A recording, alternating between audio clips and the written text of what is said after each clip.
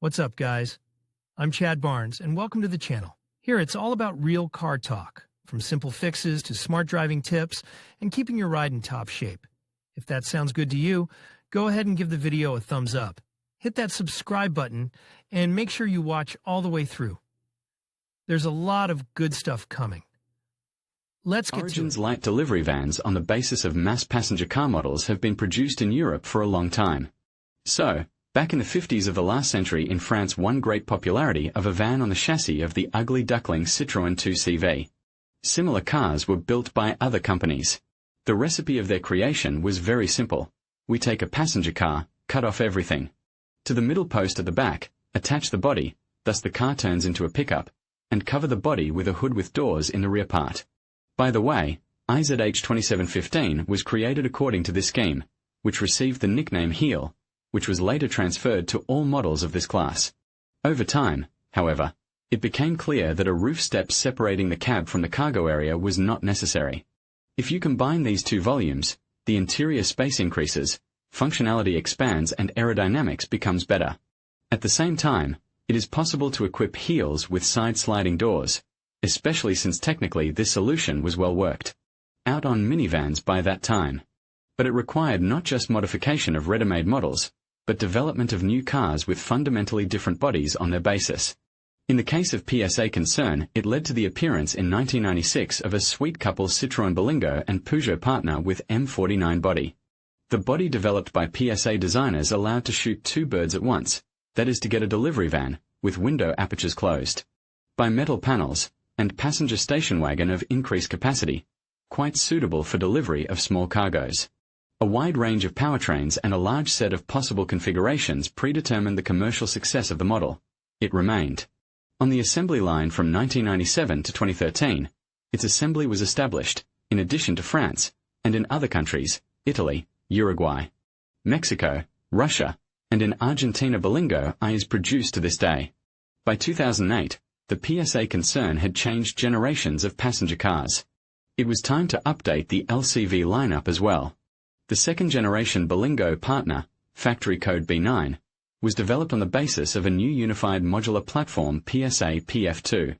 The car has retained the ideology of its predecessor, but all its parameters have been slightly shifted towards passenger use. Thus, the versions with payload capacity of more than 600 kilograms have disappeared from the lineup, but the possibilities of interior transformation and a set of comfort options have significantly increased. Passenger, or rather, cargo passenger, versions of Berlingo were sold as Berlingo Multi-Space. In Europe, the car was offered with a wide range of engines. Among them there was an inline 1.6-litre 4 with an output of 90 horsepower, the proven engine of the TU5 family, the same volume, but with an output of 110 horsepower, and a whole bunch of diesels of the same volume, but of different power, from 74 to 118 horsepower. Well, and after restyling, which occurred in 2013, the most mass became 1.6-litre 120 horsepower gasoline engine EP6, developed together with BMW. Paired with all motors worked with a non-alternative 5-speed manual gearbox. Naturally, the bulk of officially sold in Russia cars were gasoline variants. Suspension, without special frills, in front, McPherson struts, behind, torsion beam.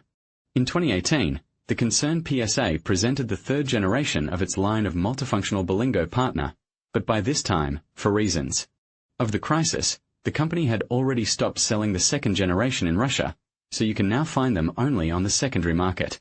But is it worth it? Actually, why not? They ask for them relatively inexpensively, from 350 to 685,000 rubles. For a number of categories of potential buyers, such a decision may well be optimal. But in order not to berate ourselves for a mistake in the choice, let's get acquainted with what their owners write about Citroen Berlingo Multi-Space. There are a number of reasons why cars of such class have not become and, probably, will never become mass in our country, and their main of these reasons lies in the plane of their image. Yes, cargo passenger versions of light commercial vans on the basis of models of segment C and B+ are very functional, but young and ambitious with indignation cross them out of the list of considered for purchase for the simple reason that couriermobiles do not fall under the definition of a particular kid's wheelbarrow. and people who are more or less wealthy are often discouraged from buying one by the fact that such cars can in no way act as proof of success and prosperity. At least, as the only family car. In the case of Citroen Berlingo, another factor may be a rather skeptical attitude of the Russian automotive community to French brands.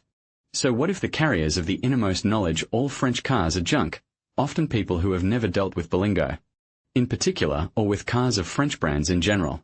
We already have an ingrained opinion that the first class are Germans and Japanese, the second, Koreans, and all the rest are the third class, which at best is not a marriage. Only those who are convinced that image is nothing, function is everything, will be ready to consider the Berlingo, as well as its classmates, as an alternative to conventional hatchbacks or sedans. At that, they can be conditionally divided into two groups: multifamily, burdened with a large number of children and elderly relatives, dacha and pets, and private entrepreneurs who need a delivery van to conduct their business, but are not ready to maintain two cars. Possible option of families involved in protracted repair or dacha construction, well, or some combination of these options.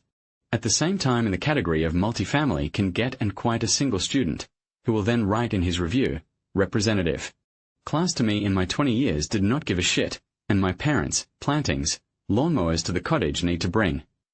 All the others will decide to buy such a heel only as the second, or even the third car in the family, designed exclusively for work or only for weekend trips. But, you must agree, the maintenance of 2 or 3 cars requires much more expenses than one, even if not cheap. In any case, rationally minded potential buyers will seriously consider buying such a car on the secondary market, of course, carefully assessing its mileage and condition. And here they will have to face the fact that a significant part of the offered cars are cars purchased by companies on the terms of leasing, a couple of years worked in cab or delivery, did not receive full service and put up for sale in a rather shabby condition. Therefore, experienced people strongly recommend that before buying to go to a decent service and be sure to check the compression. In all cylinders, it should not be less than 11, and the spread of this indicator between individual cylinders should not exceed 1. As well as check the actual mileage recorded in the control unit. As such high mileage cannot be feared, there are Berlingo with mileage of about 200,000 kilometers in excellent technical condition. But in the case of stranded mileage from the purchase is clearly better to refuse. It is not easy to find the right equipment. Undoubtedly, the best for the role of the only family car is the XTR configuration, which includes daytime running lights, rain and light sensors, standard Parktronic, dual-zone climate control, auxiliary, and USB inputs, and 3 separate passenger seats with built-in tables. But cars on the market are distinguished by a great variety of configurations. They were delivered to Russia with both 4 and 5 doors. The rear door could be both swinging and upward, have 3 or 5 passenger seats. However, we will exclude from consideration purely cargo variants with a single-row 3-seater, or rather, 2.5-seater, cabin and opaque panels instead of glazing of the rear part of the body. The Berlingo Trek variant is worth talking about in particular. In 2012, Berlingo cars appeared on our market, converted at the factory of the company Irito by installing a kit brand angle.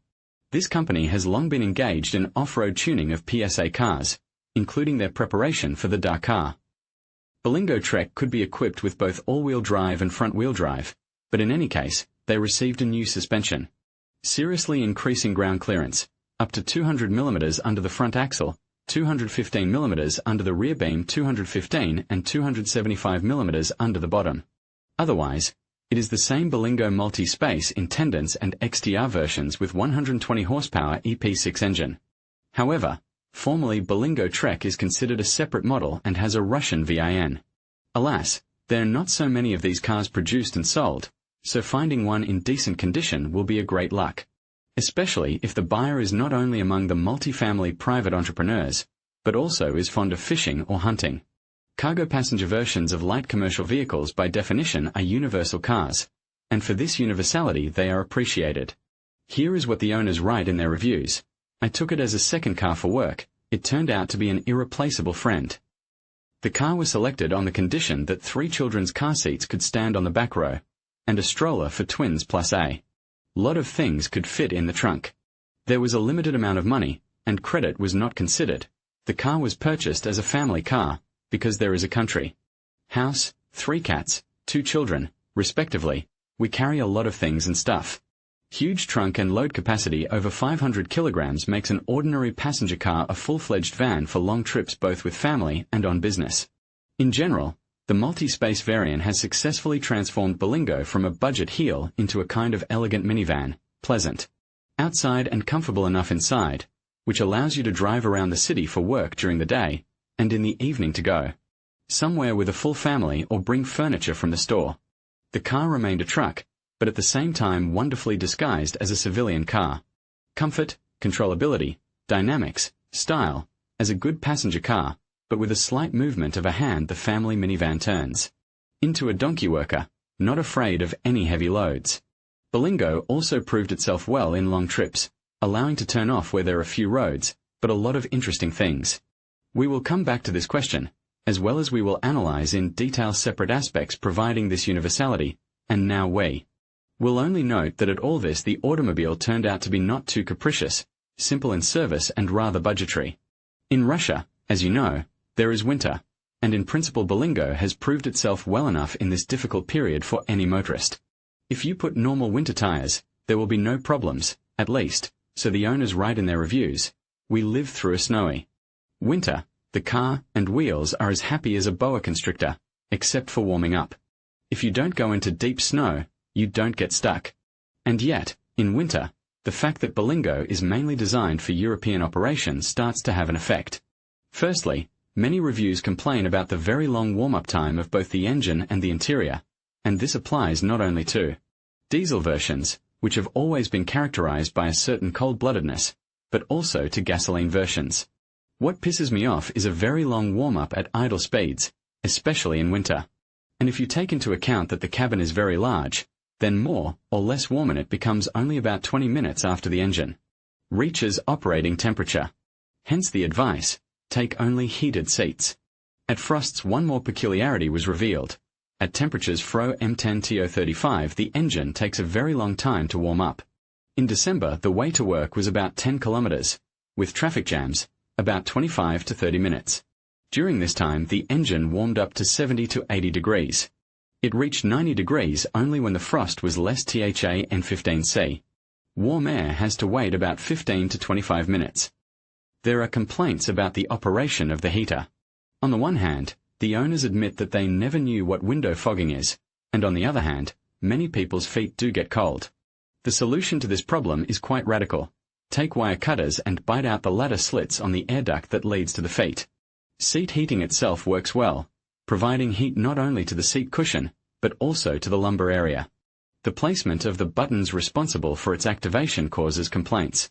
They are located on the driver's left, at the base of the seat back, and on the passenger's right, and it seems not too convenient. To many people, you have to look down to see if the light bulb is on, indicating the inclusion. On top of that, the light is blocked by the seatbelt if it's fastened, and you can only see the light from it reflected off the door. On the other hand, the heating turns off automatically, and the button only needs to be pressed once, before driving. But many more owners are annoyed by the fact that the resting zone of wiper blades is lower than the windshield area heated by hot air from the heater, and there is no electric heating of the glass, even in the parking zone of the wipers. As a result, it is necessary to knock ice off the wiper blades more often than in the case of many other models. The owners also write that the designers did not think of something with the rear bumper, even a little snow or ice on it, and you can neither open nor close the rear door at once. And very traditional complaints about the rattling of the rear suspension in frosty weather. Citroen Berlingo, as its owners write, is an unpretentious and unburdensome car in terms of maintenance. Maintenance according to the regulations is carried out once in 15 to 20,000 kilometers, although many people prefer to reduce this interval to 7 to 9,000 kilometers just in case. Many operations can be done independently. The layout of the underhood space does not create any difficulties when replacing bulbs, pipes, filters or plugs. Bulbs and headlights are changed in a couple of seconds. The rear ones are more complicated, but no problems either. By the way, I was cursing that a specific key was needed there, but then suddenly I saw it in the jackset. Commercial routes affect endurance. The durability of the units is amazing. I don't know whether this is due to careful operation or the durability of the components. For example, the first replacement of the clutch disc took place at 185,000 kilometers of mileage. the battery, at 191,000, front brake discs. Required replacement at 180,000, and that only because it was slightly twisted by contact of hot discs with water. Front pads were changed twice, the last time together with discs, rear, one time, and they are still half alive. Sufficiently in many reviews owners note that during the time of possession they did without serious repairs and changed only consumables. As for city operation, the sliding side doors that can be opened even in a very tight parking lot come in handy. Not only rear seat passengers, but also the driver and his neighbor on the right can get out through them. The flat floor and their gear lever, placed on the front console overlap, allow you to move from the first row to the second without any special tricks. Despite its spaciousness, the Berlingo has a rather short wheelbase, which means that it has excellent maneuverability and is very easy to park. In many reviews, the authors write about the convenience of using cruise control on long distances and speed limiter in urban conditions. You set yourself a limit of 77 km per hour and drive past the cameras without hysterics. However, there may be some problems with the work of these systems, but they are solved very simply. About a year ago, the cruise control started to glitch. It was expressed in the fact that it could turn off as we drove, and could not turn on at all. It always helped to restart the car, i.e., let's say, you drive out on a section of highway, where you know that you will drive long and smoothly, and it, cruise, does not turn on. Then you stop, turn off the car, start it up, drive, and that's it, cruise is on. Recently made a diagnosis of this fault, the cause, the end of the brake pedal. It has two pairs of contacts. One lights up the brake lights, the second turns off the cruise.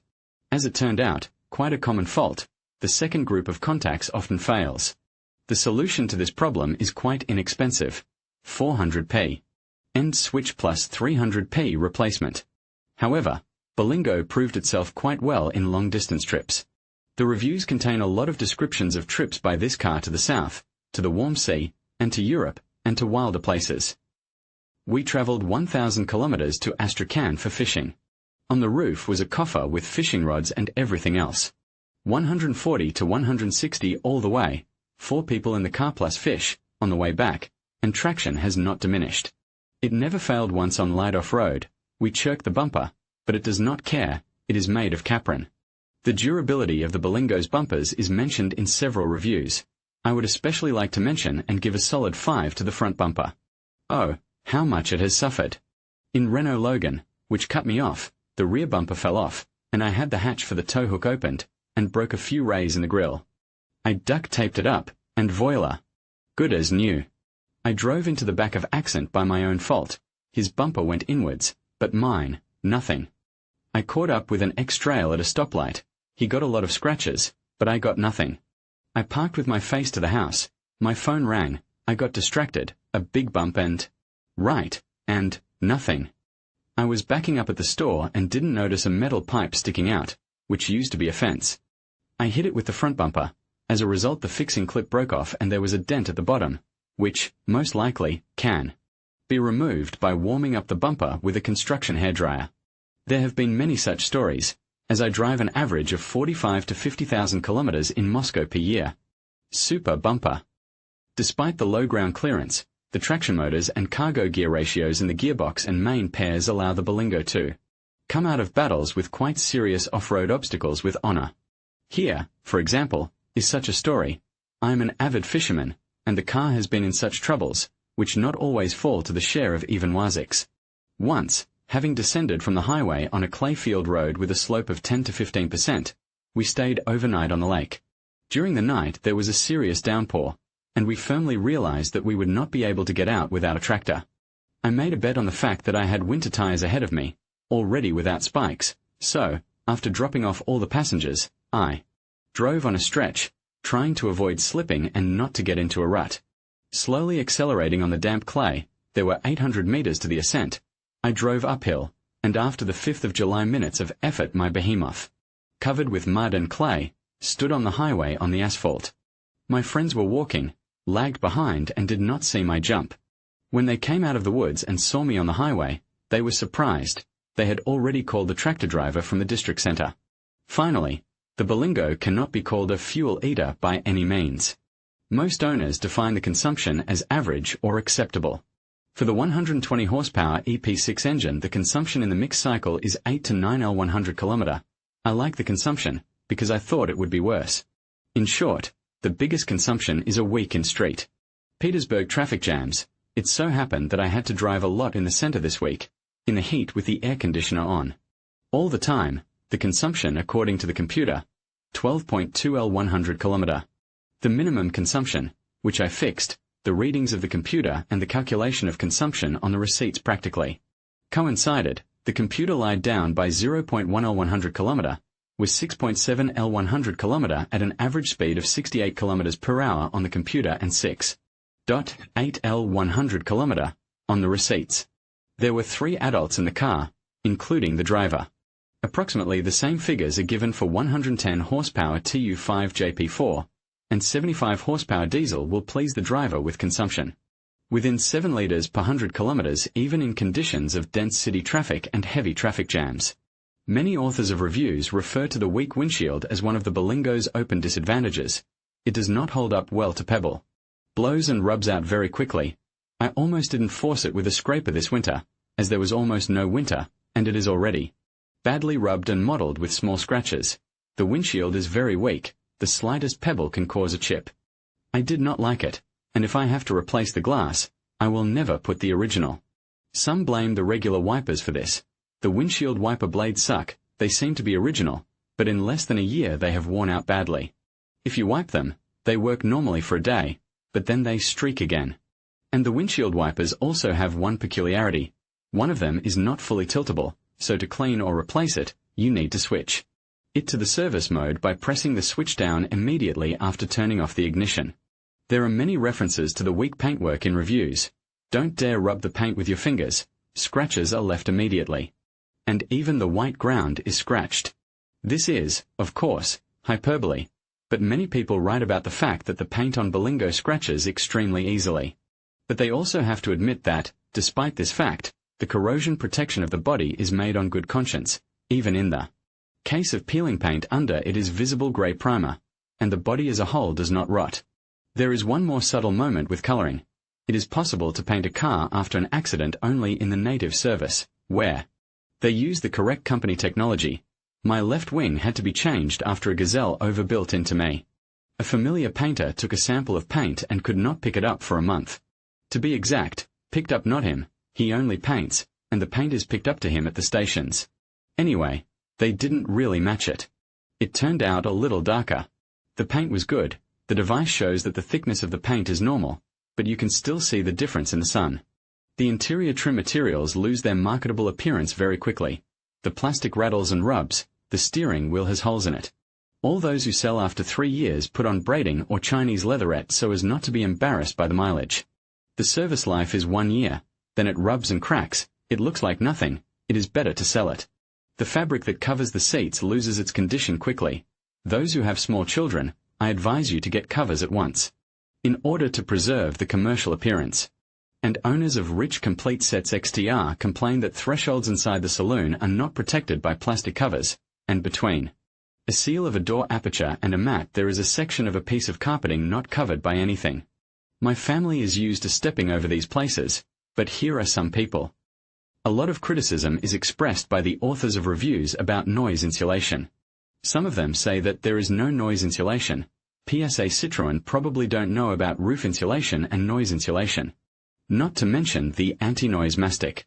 Others write more cautiously, weak noise insulation, as in all cars now, you can hear the engine and rear arches. I forgot to say about noise insulation and insulation of front doors. It should be done, noisy, but not critical. Well and rather adequate estimation, for example, looks like this. Many write, the car is noisy. Gentlemen, did you want a cheap and quiet car? It does not happen like that. I consider that Berlingo is not so noisy, and there are no plastic squeaks here, as well as the engine in a salon is not especially audible. Sometimes you even have to look at the tachometer to determine whether the engine is running or not.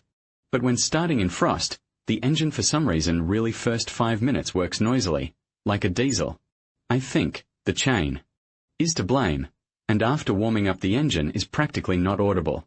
With this engine Berlingo's drives not worse than a middle-class sedan, but we should not forget about the voluminous and not at all aerodynamic body. We have already mentioned that the Citroen Berlingo can easily accommodate a family, together with a lot of luggage. But it is also important that the car provides both the driver and all passengers with quite a high level of comfort. A lot of words and reviews the authors have devoted to driver's landing. The landing is high, you get used to it quickly, and when you sit in a usual sedan, it seems that you have sat right on the ground. With a bad back, it is very comfortable to get in and out. The roof is high, you won't bump your head. You can sit in the front for a basketball player in a cap. You can't reach the ceiling. Comfortable seating. In none of the cars I have driven before, it was not so comfortable for me to sit behind the wheel. I realized it, having overcome the Peter region, Peter in less than a day. Together with rest, by the way, I didn't manage to sleep. The road took 20 hours. The distance traveled was 1,140 kilometers. So, I want to say that physically I was not tired at all. I got out of the car normally, not feeling tired neither in my legs, nor in my arms, nor in my back. Bus seating is cool. It is comfortable to sit in it at all. I'm used to the bus seating and I'm happy. Almost 2 days on the road with breaks for sleep did not cause any negative sensations in the back, and the next day after arrival, I sat in the driver's seat without a shudder. I will say at once, if you like to drive half-lying, then it is not your automobile. The seats dictate a straight landing with an upright back, and in no other way. On the way there it seemed that there was not enough lumbar support. On the way back the only thing that causes some complaints is too short cushion of the driver's seat, but not everyone complains about it. I came across only one review in which the author scolded the seats of the first row. The whole impression of the car is spoiled by terrible, uncomfortable, hard, and narrow, at least for me, seats. There are practically no claims to the backs of seats, except that they do not breathe, but even branded cars cannot boast of this. But this chair, yes, it is terrible. My wife said the seats were good until she started driving the extra long distances all the time. After some time in my car, she admitted that she was wrong and that my seats are actually like a stool. I will try to buy a cover and put a thick foam pad under it. Maybe it will be softer at least, because after 20 minutes of driving, my thighs really start to hurt. The main thing is that the high seating position provides excellent visibility both forward and backward, including through huge side mirrors, no less than those of the Gazelle, in which you can see the rear wheels. They have only one disadvantage. It is impossible to fold them forcibly, by pressing a button, and it happens to be necessary when passing narrow places in yards. The mirrors fold automatically only when the car is locked.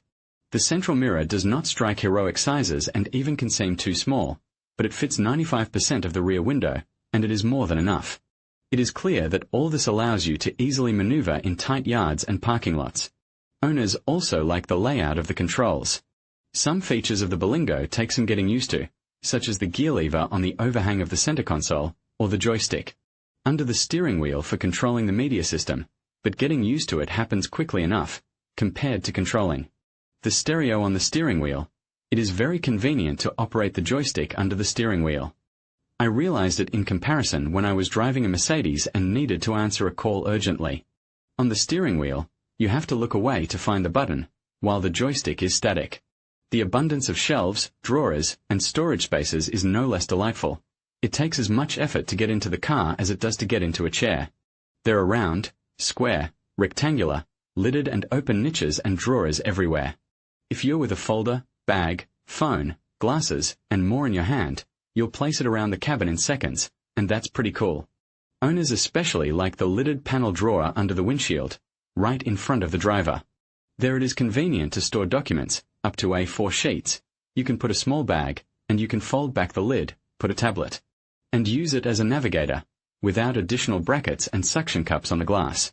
Many people note the presence of a very capacious shelf, located at the junction of the roof and the windshield.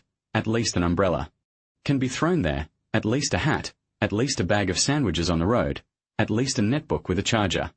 There are additional lockable containers in the legs of the front and rear passengers. I have a compressor in one, and an umbrella in the second.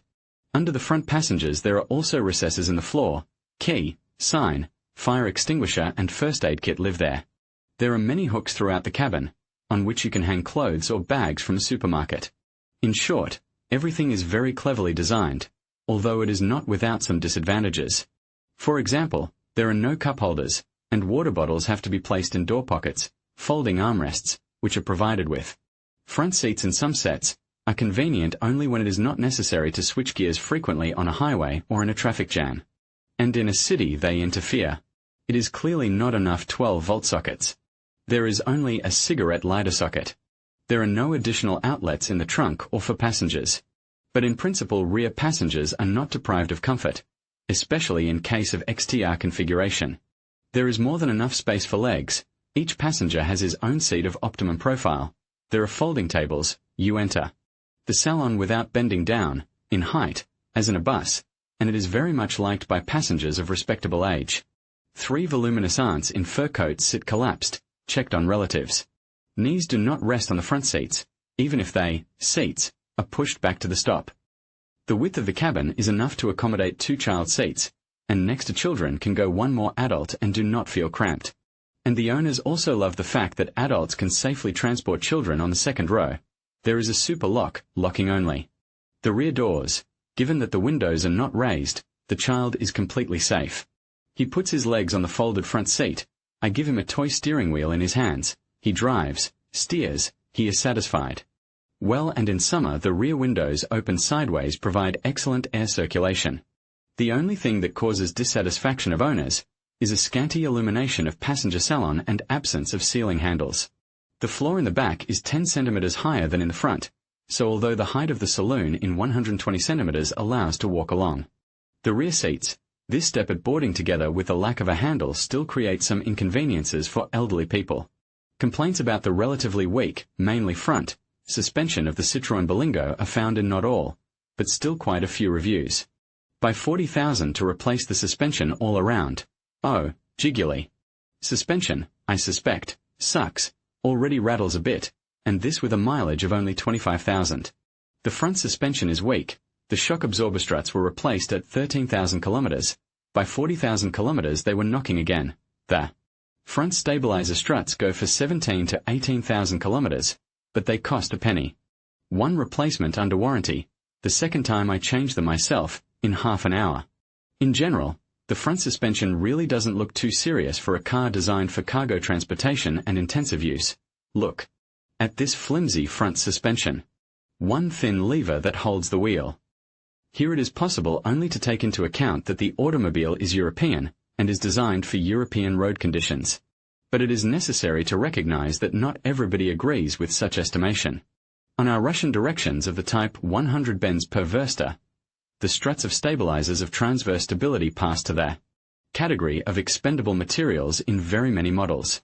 And as a result, thrifty owners may well write something like suspension at the mileage of 193,000 all alive, change twice the levers of transverse stability. Berlingo owners cannot come to a consensus and in terms of assessing the work of the suspension. Some of them consider it too soft and stiff. The passenger version of the suspension is soft, and at high speed the car rocks like a boat. Others assure that smoothness and softness of a course just is a dignity, and here any rocking and rolls are not observed. The car goes quite quietly and softly, and if you load it, you get full comfort. It holds the road confidently, swallows small bumps, and does not yaw at speed. Thirds, on the contrary, consider that the suspension is too rigid and that sufficient smoothness of running can be received only. In case of loading the car, the rear suspension is too rigid, though when you throw 20 to 30 kilograms of cargo in the trunk, all rigidity disappears.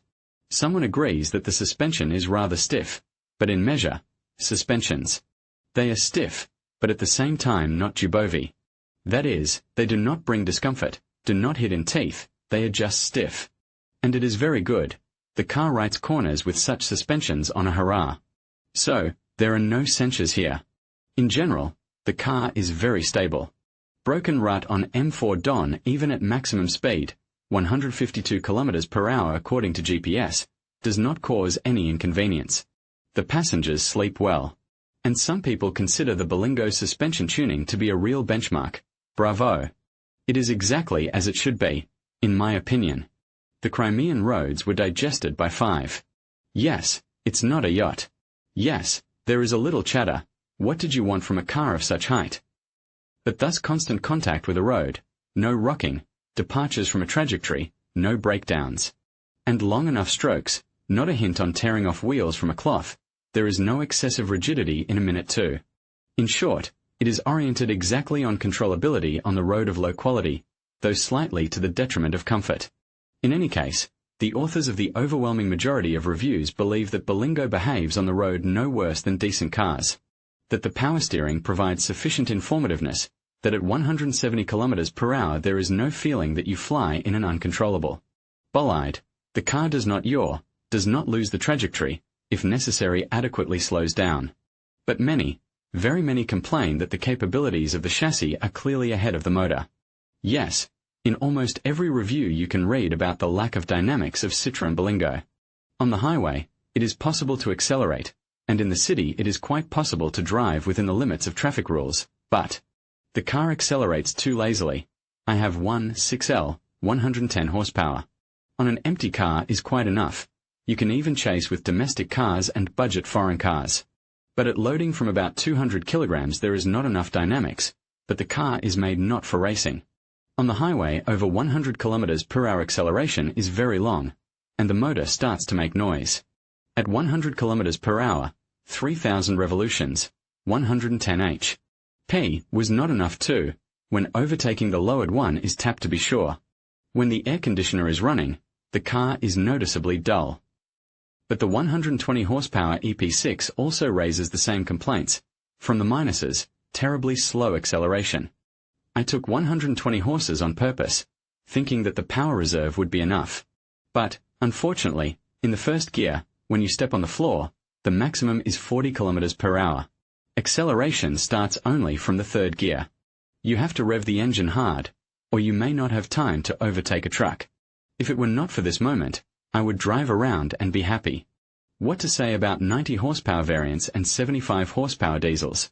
EP6 is also considered capricious and unreliable, and also prone to oil buildup. Do not take EP6. You will live in the service and work for spare parts. I recommend TU5JP4, a reliable 16-valve engine. You can use any kind of gasoline, but it is dull at intensive acceleration on 92-inch. As for the EP6, this engine has indeed received a lot of critical arrows about oil glut and stretching chain, bent valves, failing sensors and problems with plugs and coils. Someone, of course, writes that the devil is not as bad as it is made out to be. This engine is not loved at service stations because of its unorthodox solutions. But what BMW calls technologies, Citroen refers to minuses. One guitar of a belt tensioner is worth what? But in general, the owners consider the timing mechanism a rather problematic unit, and treatment of this disease is quite expensive. Change the timing only on the original, together with the roller and tensioner. Do not save here, valves bend, it is checked. Garage repair will cost 50,000 approximately. The officials charged 120,000 rubles. However, Berlingo owners with an EP6 engine are particularly fond of discussing the problem of excessive oil consumption. The engine is a BMW engine, so it has the same problem, namely oil consumption. Up to 60,000 kilometers of mileage only once refilled 0.5 liters, but after 60,000 kilometers the problems began. At first Behemoth consumed 0.5 liters per 10,000 kilometers. Now I pour so much every 4,500 kilometer. So here it is. On oil consumption. Firstly, this engine should be filled with not 4, but 4.2 liters of oil when replacing. Secondly, oil spoilage, for which it is not loved, actually, I did not love my S6 for this, is treated by replacing the oil caps with new ones, and you can forget about the problem for 100,000 kilometers. Well, and thirdly, this engine does not like grandfather style of driving and with pleasure zakexovanyasya in traffic jams. With proper treatment it is sharp, economical, and reliable, contrary to the opinion of most people who do not own this car. As for replacements, I changed oil, plugs, NJK, belt, failed at 180 speed, camshaft sensor, and crankshaft oil seal. As you can see, there's not complete agreement here either. But what all authors of reviews agree on is that the main reason for the lack of dynamics is not the weakness of motors, as such, but the characteristics of transmission ratios. Apparently the drivetrain components are from a bicycle and the engine is from a Mini Cooper. It's nice to have time to think about the world of everyday life, moving in the flow of trucks, the author of one of the reviews remarked. Indeed, literally everyone writes about the lack of sixth gear and too high revs at highway speeds, regardless of what kind of engine is under the hood. Here, for example, the owner of a car equipped with 110 horsepower TU5JP4 complains about life. AU, Citroen. Where is sixth gear? 3,100 revolutions per minute at 100 km per hour in fifth gear. Is this even normal? The engine itself isn't bad. Very wide operating range, pulls from 2,500 and up to 6,000 revolutions per minute. On overtaking allows you to do the classic 2 gears down and the tap to the floor. In comparison with 90 horsepower engine, there is no dip in acceleration from 110 km per hour to 130 km per hour. In general, it accelerates faster, especially at speeds over 100. But it does not go to this automobile. All right, when the car is empty, I can try to play a racer, to spin the engine, cheerfully clicking a short box to the accompaniment of exhaust, which sounds a little more noble than on 90 horsepower. But the truth of life is that when the car is loaded to the brim with relatives and dacha stuff, trying to keep up with the flow, rev the engine to 4 to 5,000, and all this, with the sound of the key naturally, constant driving at high speeds leads to rather high fuel consumption, which we have already discussed. And here the electronic prompt, which appeared after restyling, was not harmful at all. A small arrow appeared on the dashboard, which lights up at the moment when, according to the computer, it is necessary to switch to a higher gear. At first I just laughed at it, then I tried to follow its advice. Surprisingly, the computer was right 90% of the time. It adequately adjusted to the road situation and engine capabilities, suggesting that you can go 40 km per hour and in fifth gear, thus saving gasoline. But very many people mention that they would prefer the most ordinary automatic, which is not available for any of the versions. But what the Berlingo fully meets the expectations of its owners is the significantly greater, compared to a standard passenger car, or crossover of comparable size, possibilities for transportation of a wide variety of luggage. Even in 5-seat configuration, under a shelf of a luggage compartment is placed 675 litres of luggage, and this volume can be increased up to 3 cubic meters. However, for this purpose it is necessary not simply to fold, and to extract seats of the second row, good it is made simply enough. What only people did not carry on their Berlingo. Once I carried an assembled moped, exactly a moped, not a scooter, it fit all the way in. At the end of the fall I bought 2 bikes, 19 and 17-inch frames. I came to the store, took the bikes. The salesman said, "Let's take off the front wheels, fold one of the rear seats, and everything will fit." I did it differently. The front passenger seat moved almost to the stop forward, so that it was only possible to sit on it, the single rear seat, which is behind the front passenger seat, unbuckled and put in the trunk, and 2 bikes entered the full length absolutely. Without disassembly, shoved them one with the handlebars forward, the other back. At the same time in the car remain places for the driver, 2 in the back and 1, albeit not very comfortable, in the front. It fits a long dimension up to 3 meters. Fit panels 2700 by 600 by 100. Transportation of all kinds of household appliances like refrigerator and dishwasher. No problem at all. Took my mother to the country this weekend for the summer. Many of you know how many women, girls take things with them. Just a cosmetic bag weighs 10 kilograms. So, in my trunk shoved a new washing machine, gas stove, 5 2-liter cans of paint, rollers, and a bunch of everything else for repair. Plus my mother's things, food, and a bunch of some other incomprehensible junk. And, accordingly, my mother and father were accommodated, together weighing about 200 kilograms. There was still some space left. I took baby carriages from Moscow to Nizhny Novgorod, with the rear seats removed, 12 to 18 pieces fit, transported key water for drinking from the village. The trunk holds 8 bottles of water. In this case, not only the total volume is important, but also the configuration of the luggage compartment, the space of the trunk, is formed better than nowhere. Almost vertical backs of rear seats, no niches. That is, the trunk is practically a parallelepiped. We remember the 7th class, a box with right angles. Everything fits in.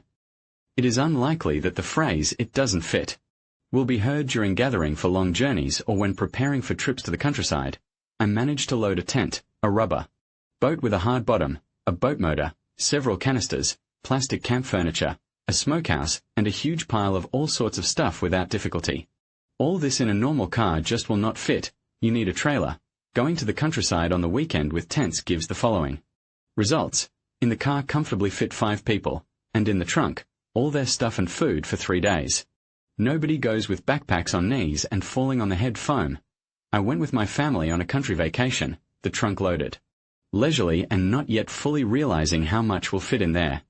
I evaluated its capacity upon arrival at the place.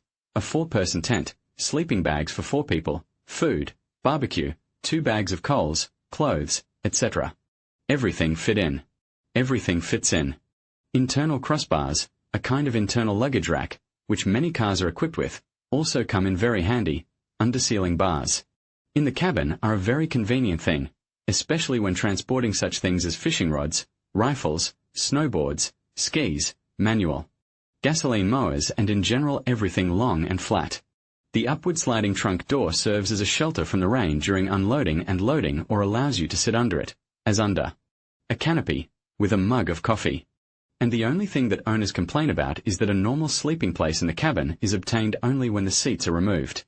But, if you are traveling with 2 people, you can place in the cabin not even a mattress, but a full-fledged double inflatable bed. And there is still space for things on the sides. In conclusion, the Citroen Berlingo Mk2, or B9, presents a compelling case for both buyers and those who might hesitate. On one hand, its spacious interior, practicality, and fuel efficiency make it an attractive option for families and businesses alike. However, potential drawbacks such as reliability concerns and limited performance could give some buyers pause.